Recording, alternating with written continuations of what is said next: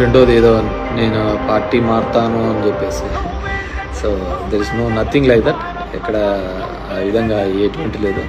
నేను ఆంధ్రప్రదేశ్లో రాజకీయం చేసినంత కాలము కూడా వైఎస్ఆర్ ఫ్యామిలీ వెంబడే ఉంటాము, వైఎస్ఆర్ కుటుంబంతోనే ఉంటాము. దిస్ ఈస్ ఇప్పటి నుంచి కాదు, మేము 35 సంవత్సరాల నుంచి కూడా ఆ ఫ్యామిలీ, ఆ కుటుంబం వెంబడే ఉన్నాము.